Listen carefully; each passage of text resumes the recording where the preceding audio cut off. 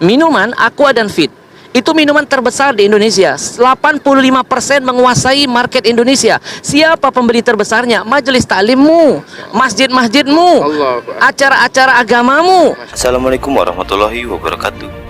Sebelum lanjut nonton video ini, boleh sahabat semua subscribe dulu ya. Saya doakan yang subscribe segera dapat jodoh, banyak rezeki, dan ditakdirkan untuk kaya berkah. Yuk lanjut nonton video. Bismillah. Itu yang membuat mereka jadi besar. Maka sekarang mereka menanabu perang dengan gambar Nabi yang mereka hinakan. Sekarang kita tabu perang, kita perang ekonomi mereka. Pemirsa, ini adalah wawancara eksekutif di tengah-tengah kerumunan. Assalamualaikum warahmatullahi wabarakatuh pemirsa. Hari ini saya bersama yang tidak asing lagi di TV. Coba, Masya Allah. Siapa yang kenal dengan beliau? Beliau adalah seorang ulama yang kiprahnya sudah di semua stasiun TV, yang hari ini menghadiri daripada aksi unjuk rasa terhadap penghinaan Rasulullah Shallallahu Alaihi Wasallam di Sarinah. Coba Bib, apa yang mau disampaikan untuk mewakili masyarakat di Indonesia ini tentang penghinaan daripada Presiden Prancis terhadap Nabi Muhammad Sallallahu Alaihi Wasallam? Baik, buat orang-orang yang menghina Nabi, kalau dia tidak mau meminta maaf, kalau dia tidak mau bertobat, maka darahnya halal untuk dibunuh. Takbir!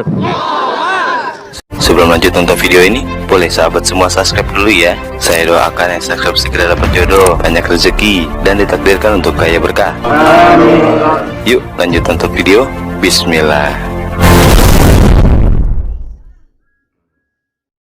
Yang pertama, buat siapapun yang menghina Rasulullah, tempatnya adalah di kaki. Masya Allah. Sebentar. Beliau sengaja meminta diwawancara di sini karena sebagai bentuk membenci yang sudah membenci Rasulullah Shallallahu Alaihi Wasallam. Iya, kaki itu tempat nginjek kotoran, ya, organ yang paling rendah. Jadi orang yang menghina Nabi sudah seharusnya dihina dan direndahkan serendah-rendahnya. Karena Allah yang menyuruh, innalladzina yu'dzuna Allah wa rasulahu la'anahumullah fid dunya wal akhirah wa adda lahum azaban muhina. Kata Allah, kami kasih azab yang menghinakan mereka. Jadi yang menyuruh menghinakan orang-orang begini, yang membenci Allah, yang menyakiti Allah, menyakiti Rasul adalah Allah. Lalu yang kedua, ini bantahan buat siapa yang bilang, oh jangan dilaknat dong, Nabi itu nggak pernah melaknat.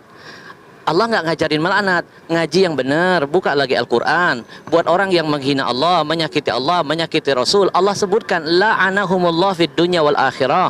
Allah laknat mereka dunia dan akhirat. Kalau kami cuma melaknat di Indonesia, cuma di dunia, tapi Allah secara nggak langsung mengajarkan laknat. Allah melaknat dunia dan akhiratnya. Jadi sekali lagi, yang pantas di hati itu cuma Rasulullah, karena Rasul pemimpin yang sudah banyak membuktikan di hadapan Allah pengorbanan yang luar biasa kepada umatnya. Hari ini kami berkumpul, ya, itu sebagai bentuk rasa cinta kami, pembelaan kami kepada kemuliaan Nabi Shallallahu Alaihi Wasallam. Baik, lalu kalau ada yang bilang Nabi tidak pernah mengajarkan untuk membunuh orang yang menghinanya. Tadi saya sudah hadirkan sebuah hadis sahih. Nabi pernah berkumpul dengan para sahabat. Ketika berkumpul, Nabi bercerita tentang sosok orang Yahudi, namanya Ka'ab bin Ashraf. Itu Yahudi yang paling membenci Nabi, menyakiti Nabi, memusuhi Nabi, menghina Nabi. Ketika itu Nabi menawarkan kepada seluruh para sahabat, siapa yang berani menghadapi Ka'ab bin Ashraf? Lalu salah seorang sahabat mengangkat tangan, namanya Muhammad bin Maslamah. Dia angkat tangan, ya Rasulullah, atuhibbu an aktulahu? Apakah engkau mau aku tebas lehernya, aku bunuh dia? Jawaban Nabi apa? Qala na'am. Betul, kata Nabi, lakukan. Jadi ini dalil buat orang-orang yang menghina Nabi. Kalau dia tidak mau minta maaf, kalau dia tidak mau bertobat, maka darahnya halal untuk dibunuh. Takbir! Dan kenapa ada orang-orang begini? Jawabannya, karena ada kekufuran. Ya, tidak mungkin orang yang beriman kepada Allah dan Rasul mau menghina Nabi. Kalaupun ada, itu masuk kategori orang yang munafik. Orang menghina itu satu karena kufur, dua karena kebencian, tiga karena kemunafikan. Jadi kalau ada orang muslim tapi statementnya menghina dan melecehkan Nabi, berarti dia golongan orang-orang munafik. Habib, sebentar. Habib tadi dalam orasinya tadi saya dengar, percuma pengajian dalam majelis kalau di dalamnya itu minumnya aqua. Berarti produk-produk apa saja, Bib? Biar masyarakat nih dan Indonesia tahu produk-produk apa saja. Wakil-wakil dari Habib ini mewakili untuk semua. Teman-teman sekalian, kita untuk membunuh Macron mungkin bukan perkara yang mudah. Ya, kita terbatas oleh jarak dan keadaan. Tapi paling tidak kita membunuh lewat ekonomi. Mereka hina Nabi dengan kartun, kita serang mereka dengan ekonominya. Mereka bisa begini, berani, apalagi menabuh perang genderang di gedung pemerintahan, karikatur Nabi ditampilkan, presidennya mendukung. Kenapa? Jawabannya saya yakin, mereka kuat ekonominya. Kalau ekonomi kuat, mereka pede. Nah sekarang siapa yang ikut andil membesarkan ekonomi mereka? Jujur kita semua. Apapun yang mereka jual, contoh kasus satu saja, minuman Aqua dan Fit. Itu minuman terbesar di Indonesia. 85% menguasai market Indonesia. Siapa pembeli terbesarnya? Majelis taklimmu, masjid-masjidmu, acara-acara agamamu. Itu yang membuat mereka jadi besar. Maka sekarang mereka menabuh perang dengan gambar Nabi yang mereka hinakan. Sekarang kita tabuh perang, kita perang ekonomi mereka. Saya mengajak mulailah dari yang kecil dulu. Nggak usah ngurusin tas Louis Vuitton yang mahal. Kita nggak bukan orang-orang yang begitu. Betul? Daripada beli tas mahal-mahal, mendingan uangnya kita sedekahkan. Betul? Kita mulai dari yang kecil, dari air minum. Air minum ini yang membuat mereka jadi besar. Haramkan Aqua, haramkan Fit, jangan lagi masuk ke majelis-majelis taklim kita. Karena pembeli terbesar produk mereka adalah majelis taklim kita. Yang ceramah ulama kita, yang hadir jamaah kita, acara di masjid kita. Kenapa minuman kafir masuk mengambil untung? Ada yang salah dengan jihad kita. Maka saya selalu menghimbau dalam setiap dakwah saya, jihad yang paling urgent saat ini adalah jihad ekonomi.